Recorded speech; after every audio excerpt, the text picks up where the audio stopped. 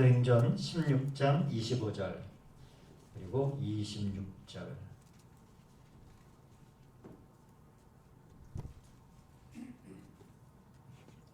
잘하셨죠? 우리 한 목소리로 같이 읽도록 하겠습니다.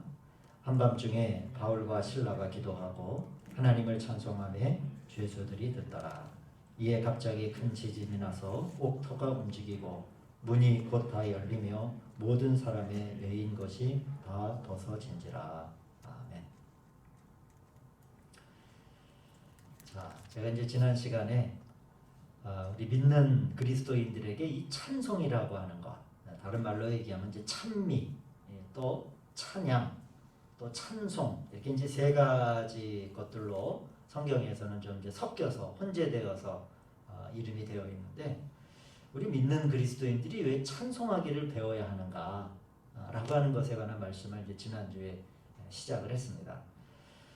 여러분, 우리가 이 찬송이라고 하는 것은 그냥 예배를 드릴 때 곁다리, 찬송이 없으면 좀 밋밋하니까 결코 그런 게 아니다 라고 하는 것을 우리가 지난 시간에 본 겁니다. 그래서 우리 믿는 그리스도인들이 죄사함을 받고 구원받고 세례받고 그리고 기도하기를 배웠다라고 하면 반드시 그 다음에는 꼭 찬송하는 법을 우리 그리스도인들이 배워야 됩니다. 왜냐하면 지금은 하나님을 노래하기, 우리가 노래라고 한번 얘기를 해보세요. 노래는 우리가 항상 이 세상에서 노래는 항상 언제 합니까? 보통은 되게 흥에 겨울 때 뭔가 즐거운 일이 있을 때 노래를 한다 라고 하는 생각이 있어서 그런 생각이 그대로 이 찬양에도 스며드는 거예요. 그래서 지금은 내가 하나님을 노래할 때가 아닙니다. 내가 지금은 찬양의 음정을 가질 때가 아닙니다 라고 생각하기 쉽지만은, 그러나 내 환경이 어디인가에 있을지라도 내가 어려움을 당할지라도 그분은 여전히 찬양받기에 합당하신 분이다 라고 하는 사실을 기억해야 됩니다. 때로는 내가 궁핍할지라도, 때로는 내가 상당한 어려움 가운데 있더라도 우리가 주님을 찬양할 의무가 우리 가운데 있다라고 하는 거죠. 그럴 때 찬양이 뭐가 된다고요? 찬양이 제사가 되는 거예요. 찬양이 제사가 되는 거예요. 희생의 제사가. 이 희생이 있는 제사에는 하나님의 응답이 꼭 있습니다. 제사가 있으니까 제사장이 제사를 드릴 때 하나님께서 받으시고 흠양하시고 하나님의 응답이 있는 것이 제사거든요. 그리고 하나님의 기름 부으심이 있고 더 나아가 눈물을 흘리며 찬양할 때 곧 기쁨의 단을 거두게 되는 역사들이 나타나죠. 오늘 우리가 기도할 때 여러 번 이제 시편 23편이나 시편 1편을 기도로 성경을 읽고 이제 우리가 기도를 하는데, 얼마 전에 작년에 이제 이 베트남에 계신 우리 선교사님 부부 한 분이 이제 한국에 나와서 오랫도록 있다가 이제 들어가질 못하고 하다가 이제 작년 말쯤에 다시 이제 선교지로 들어갔어요. 그런데 이제 선교지로 들어가도 베트남도 이제 코로나가 확산이 돼 가니까 또 한 건물에서 코로나가 나오면 그 건물을 그냥 거기 이제 공안 당국, 이제 공산국가 사회주의 국가니까 아예 아파트 하나를 그냥 셧다운 시켜버린대요. 나오지도 못하게 하고 좀 이렇게 확진자가 우리나라보다 많지 않아도 그런 좀 셧다운이나 일이 아주 강력한 것 같아요. 그러면서 이제 밖에 다니는 것보다 이제 안에 있을 시간이 많으니까 그런 얘기를 하더라고요.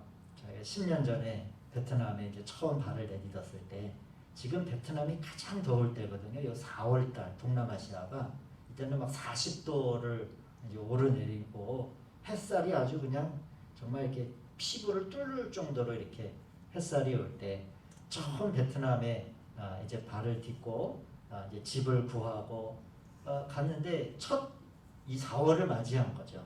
근데 이제 우리 선배님인데 체구가 좀 이렇게 있으세요. 평상시에도 땀을 좀 많이 흘리고, 그러니까 기후가 적응이 안 되니까 갑자기 살이 한 10kg 정도가 빠지는 거예요. 물갈이도 하고 이러니까. 여행을 다닐 때의 더위와 살 때의 더위는 다른 것 같아요. 그분도 이제 여행을 많이 다니셨던 분인데 살 때 거기서 이제 집을 얻고 살 때 그 정말 처음 만나는 베트남의 한 여름을 이제 만나니까 살이 막 빠지고 온 몸이 아프고 뭐 막 정말 무기력하고 한 걸음도 걸을 수 없고 그럴 때 그때 이제 지난 과거의 이야기지만은 이 시편 23편에 딱 한 구절 그 어떤 구절이냐면은 내가 사망의 음침한 골짜기로 다닐지라도 해를 두려워하지 않을 것은 이 구절을 그때까지 저희 선배님이니까 저보다 목회를 더 오래 하셨는데 이 구절을 막 한두 번 읽었겠습니까? 그런데 어느 날 이 찬양이 이 시편의 이 찬양이 그렇게 힘이 되더라는 거예요. 그렇게 힘이 되더라는 겁니다. 정말로 그 조금 전까지만 해도 그냥 물에 젖은 수건처럼 그냥 푹 절어있던 자기의 영혼이 이 찬양의 한 구절을 마음속에 담고 이 노래를 마음속에 담는 순간 다시 이렇게 그런 거 있잖아요. 막 살아나는 느낌을 이제 이렇게 자기 묵상의 글들을 올린 거를 제가 보면서 이 찬양이라고 하는 게 여러분 굉장히 부수적인 거, 뭐 없으면 좀 심심하고 밋밋한 걸로 우리가 생각해서는 안 된다라고 하는 것입니다. 왜 그러냐면 이제 오늘 드릴 말씀입니다. 찬양엔 뭐가 있기 때문에 그래요? 찬양은 승리의 능력이 있고 역사들이 나타나는 게 바로 이 찬양이라고 할 수 있습니다. 우리가 지난주에 찬양이 하나님을 찬미하는 것이 하나의 제사라고 하는 것을 확인했다면 이제 찬양은 구체적으로 믿음의 길에서 어떤 역사들을 나타내는가. 첫째로 영적인 싸움에서 큰 승리를 가져다 주는 게 바로 찬양입니다. 종종 우리는 사탄 마귀가 가장 두려워하는 것은 하나님의 자녀들의 기도다 라고 우리가 그렇게 보통은 들어왔습니다. 맞아요. 두려워하기는 하지만은 가장 두려워하는 건 아니에요. 언제든지 하나님의 자녀들이 무릎을 꿇고 기도할 때마다 사탄은 도망가기 때문에 하나님의 자녀들이 기도하지 못하도록 어떻게 해서든지 방해를 합니다. 이것은 그런데 사탄의 아주 보편적인 방해라고 할 수 있어요. 여러분 우리들의 믿음 생활을 제가 말씀을 드리는 게 아니라 각자의 믿음 생활의 과정을 한번 복기해 보시기를 바라요. 한번 되돌아보시기를 바라요. 우리의 믿음 생활을 한번 가만히 관찰하다 보면 사탄 마귀가 가장 하나님의 믿는 자녀들을 공격하는 것은 기도보다도 어떤 부분을 찬양을 방해할 때가 훨씬 더 많아요. 그러니까 이 기도를 방해하는 건 물론이죠. 기도의 시간을 빼앗기게 하고 자꾸 기도를 까먹게 하고 기도를 어렵다라고 여기게 하고 근데 그거는 사탄의 보편적인 그런 방해와 회방이라고 할 수 있다라고 하면 사탄이 마귀가 특별하게 하나님의 믿는 자녀들에게 관심을 갖고 특별하게 방해하고 공격을 하는 것은 우리들의 찬양의 생활들입니다. 기도를 공격하지 않는다는 말이 아니라 그리스도인이 기도할 때마다 사탄은 방해를 하려고 하죠. 다른 생각을 집어넣어주고 잡생각을 넣어주고 집중하지 못하게 하고 바쁘게 하고 그러나 사탄은 이 기도를 공격할 뿐만이 아니라 더욱더 더 처음 이 사탄의 이 공격을 만나게 되는 것이 바로 우리 입술에서부터 나오는 찬양입니다. 찬양. 한번 우리 성도님들의 생활을 한번 잘 돌아보시기를 바라요. 보통 우리가 보면 그런 면에서 기도는 전쟁입니다. 우리가 기도를 할 때는 예수님도 땀이 피가 되듯이 기도를 하시는 거예요. 기도는 하나의 씨름이에요. 싸우는 거예요. 그러나 찬양은 승리의 선포예요.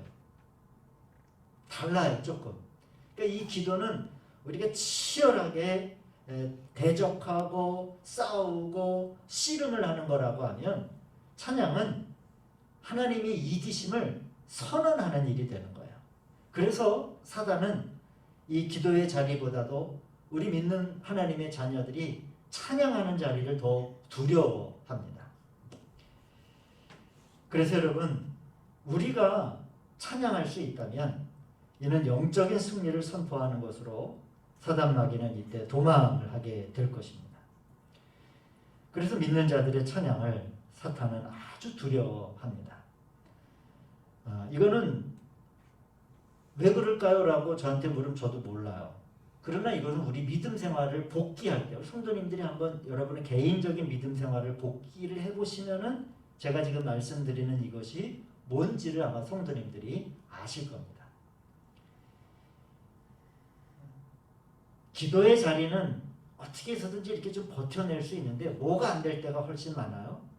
찬양이 안 될 때가, 어려울 때가 훨씬 더 많아요. 이제 그 얘기 제가 이어서 드리도록 하겠습니다. 하나님의 자녀들이 마음속에 그럴 일이 없어야 하지만은 마음에 어떤 의심이 절하고 우리가 점점 이렇게 어떻게 연약해질 때, 점점 내가 연약해지면서 자신의 처지와 나의 환경과 내 마음의 상태를 주목하면서 우리들의 입술 가운데서 찬양이 떠나게 되는 거예요. 우리들의 육신이 아프고 공고하면 기도가 떠나지는 게 아니라 가장 먼저 찬양이 떠나가게 돼요. 아파도 기도할 수 있어요. 하나님 너무 아파. 하나님. 그러나 뭐를 잃어버려요? 찬양을 잃어버리는 경우가 훨씬 더 많아요. 오늘 우리가 읽은 이 본문의 말씀은 너무나도 잘 알려진, 성도님 잘 아시는 말씀이죠. 귀신을 내어 쫓은 바울과 실라를 사탄은 적극적으로 방해를 해서 이제 그를 감옥에 가둡니다. 귀신 들린 자를 쫓아내서 돈벌이를 끊어버리니까 이제 바울과 실라를 고발해서 빌립보의 감옥으로 이제 가두게 되죠. 성공해요. 그러나 그 자리에서 바울과 실라는 자신의 처지와 신세 한탄과 이러한 것을 주목하기보다는 그 믿음의 하나님의 자녀들이었던 바울과 실라는 기도로 영적인 전쟁을 합니다. 씨름을 하는 거예요. 여러분, 지금 바울과 실라가 감옥에 갇힌 건 실제적으로 예언을 하고 점을 치는 사람들의 입을 털어막아 버렸기 때문에 갇힌 거거든요. 그때 이제 바울과 실라는 기도의 자리를 놓치지 않아요. 씨름을 해요. 그리고 또 뭘 하게 됩니까? 찬양을 함으로 인해 우리 자신이 승리했다라고 하는 선포를 그 한밤중에 하게 되는 거예요. 기도가 있고 그리고 찬양이 있는 거예요. 그들이 처한 자리가 어디 있는지 그건 그렇게 큰 문제가 되는 것이 아닙니다. 기쁨의 자리에서도 찬양할 수 있지만은 깊은 감옥이라고 하는 낙담의 자리에서도 기도를 놓치지 않고 더욱이 뭘 놓치지 않았을 때 승리의 선포가 되는 찬양을 놓치지 않았을 때 사단의 목적은 분명했습니다. 하나님의 복음이, 이 부활의 복음이 이 빌립보에서 확장되는 것을 방해하기 위해 바울의 손과 발을 묶어버렸어요. 성공했습니다. 어떻게 보면은 이 자리는 이 사단 마귀가 성공을 했죠. 그렇지만 그 가둔 자리에서 뭐가 열리게 돼요? 참된 복음의 열매가 열리게 된 거예요. 우리 이제 다음 구절들은 성도님 잘 아시니까 그밤 그 모든 감옥의 문들이 열리고 착고가 다 풀렸을 때 우리 33절 이하 말씀을 보시면 간수가 바울과 실라를 데려다가 그 맞은 자리를 씻어주고 자기와 그 온 가족이 다 세례를 받은 후 그들을 데리고 자기 집에 올라가서 음식을 차려주고 그와 온 집안이 하나님을 믿음으로 크게 기뻐하니라 라고 하는 아주 구체적인 복음의 열매가 열리잖아요. 그 전에 점을 치고 했던 여자가 다시 하나님을 믿었는지 복음을 받아들였는지는 성경은 설명하지 않아요. 그냥 귀신을 내어 쫓았다라고만 나오는데 진짜 참된 복음의 열매는 어디서 열린 거예요? 밖에서 열린 게 아니에요. 사단이 집어 꾸겨 넣었던 그 절망의 감옥의 자리에서 복음의 열매가 열리는 거예요. 거기에는 뭐가 있었기 때문에 자기의 환경과 처지를 주목하기보다는 하나님의 영적인 씨름과 전쟁을 치르고 이제 하나님이 이기게 하셨다라고 하는 찬양이 있었을 때 거기서 이러한 이 승리의 열매들을 구체적으로 진짜로 만나는 거예요. 그냥 뿌리고만 온 것이 아니라 이것이 찬양이 우리들 믿는 사람들 가운데 주시는 놀라운 열매라고 할 수 있습니다. 지난주에 제가 기도와 찬양에 대해서 말씀을 드리며 기도는 하루에 저녁과 아침과 한낮에 3번 기도했지만은 찬양은 어떻게 한다고요? 하루에 7번씩 찬양을 했다라고 하는 거예요. 하루에 7번씩. 놀라운 7번씩 이 영적 전쟁의 승리가 선포된 것이라고 할 수 있습니다. 자, 사랑하는 여러분, 우리가 그래서 땀을 흘려가며 기도하는 것도 필요하지만은 이제 그 자리에서 높이 올려지는 것으로서 꼭 마무리가 되어야 합니다. 그 제사거든요. 하나님께 올려지는 제사. 그것이 바로 찬양의 능력입니다.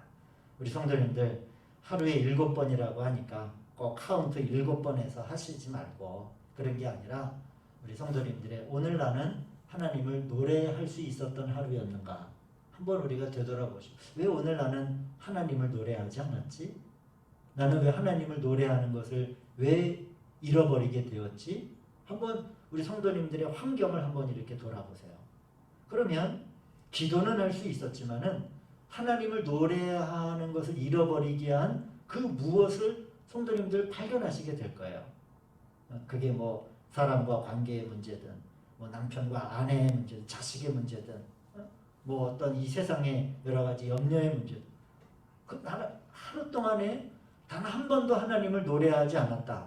그것을 아무 문제 없다라고 생각하지 말고 단 하루에 한 번도 하나님을 찬양하지 않았다라고 하면 자신의 믿음의 삶을 한번 이렇게 수색해 볼 필요가 있습니다.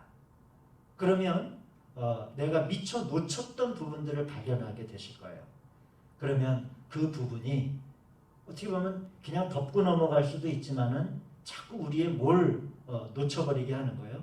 찬양이 하나님을 향한 제사요 승리의 선포라고 했으니까 우리가 생활 가운데 씨름은 있는데 씨름은 하는데 뭐가 아직은 안 되는 거예요. 높은 자리로 올라가는 그 승리의 자리 위로 올라가는 게 우리가 아직 안 됐다라고 하는 거거든요.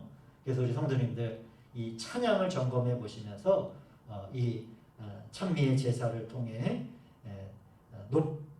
그 자리에서 높이 올려지는 그러한 우리 성도님들 되시기를 주의 이름으로 축원드립니다. 여러분, 주님은 우리가 승리할 수 있고 또 그 승리를 자랑할 수 있도록 우리에게 다른 걸 주신 게 바로 찬양이에요. 언제든지 기도할 힘이 없고 우리의 영이 너무 힘이 억눌려서 우리가 상처를 입고 도무지 숨을 쉴 수 없을 것 같다고 느낄 때에 바로 그때가 찬양할 때예요.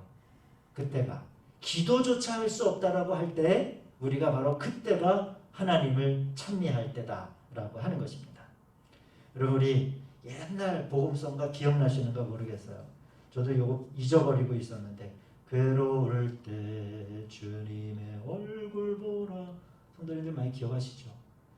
주님의 얼굴을 보는 거는 주님을 노래하는 거는 기쁠 때만 하는 게 아니라 어떻게 보면은 많은 경우 우리가 세상에서 시달림을 당할 때 우리가 괴로운 마음을 가질 때 주님의 얼굴을 바라보며 찬양할 수 있도록 그렇게 보편적으로 우리는 무거운 짐이 있을 때 기도하고 이 짐이 없어져야 찬양을 한다라고 생각을 하지만은 그러나 더 이상 기도할 수 없을 정도로 짓눌리고 무거울 때가 바로 하나님을 찬양할 때입니다.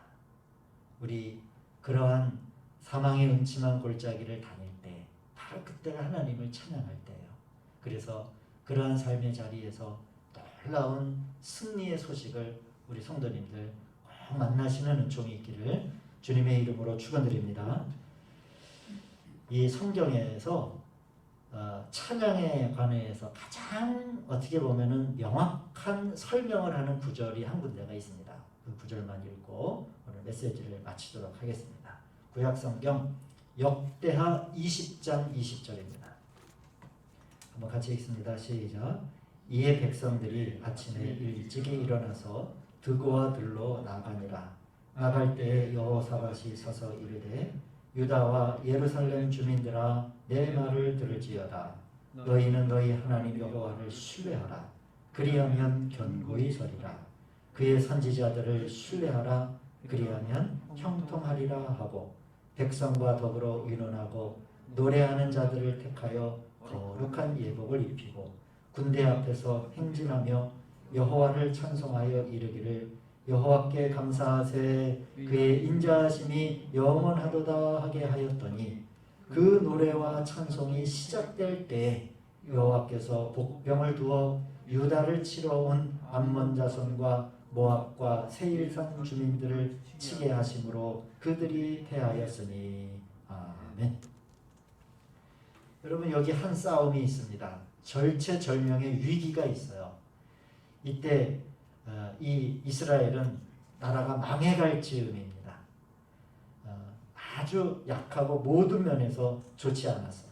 그때 모압 자손, 암몬 자손과 세일산 사람들이 일어나 남유다를 정복하러 왔습니다. 유다 사람들이 절망했어요. 이젠 끝났구나. 우리의 시대가 이제는 완전히 저물어 가는구나. 그때 이 여호사밧은 부흥된 왕이자 하나님을 여전히 경외하는 그런 이스라엘 왕 중에 한 명이었습니다. 이때 비록 마지막 때의 유다 왕들은 온전하지 않았지만 여전히 하나님을 원했어요. 자, 그때 오늘 말씀 우리가 쭉 본 대로 쭉 사람들에게 예복을 입히고 군대 앞에 이 찬양대를 세우고 이제 여호와를 찬송하기를 하나님께 감사합시다. 하나님께 감사하세 감사하세 그 자비하심이 영원함이로다 라고 하는 노래를 부르기 그 노래가 시작될 때예요. 이스라엘의 이 전쟁엔 두 가지가 있습니다. 노래가 시작되기 전과 찬양이 시작된 후 이거예요. 여러분 우리도 여러 가지 이러한 모양과 같은 싸움과 환경 앞에 우리들이 살아가고 있습니다. 예외가 없지요. 항상 그래요. 그러나 거기에는 두 가지 시간대가 있습니다. 우리가 하나님을 찬양하기 전과 하나님을 찬양한 후가 완전하게 그 역사가 다른 거예요. 우리 사랑하는 성도님들은 하나님을 찬양하기 전에 삶의 자리에 있지 마시고 그 노래가 시작될 때 그 이후의 시간대에 우리 성도님들이 많은 경험이 머무시고 삶의 자리가 머무는 은총이 있기를 주님의 이름으로 축원드립니다. 그래서 노래하심으로 승리의 영적인 승리의 많은 열매들이 꼭 맺혀지시기를 주님의 이름으로 축원드립니다. 기도하시겠습니다.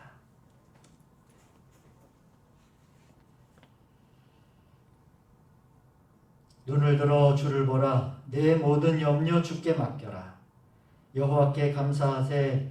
여호와께 감사하세. 그 자비하심이 영원하도다 라고 노래했을 때 그 한 싸움에 전혀 다른 역사를 만났던 것과 같이 감옥 안에서 복음의 열매가 열렸던 것과 같이 하나님 이 기도의 자리와 하나님이 말씀의 자리와 예배의 자리에 있는 사랑하는 성도님들의 삶도 그 노래가 시작될 때 이후의 삶을 살아가는 저희들이 되게 하여 주시옵소서. 예수님의 이름으로 기도하였습니다. 아멘. 주님 때문이라 내가 살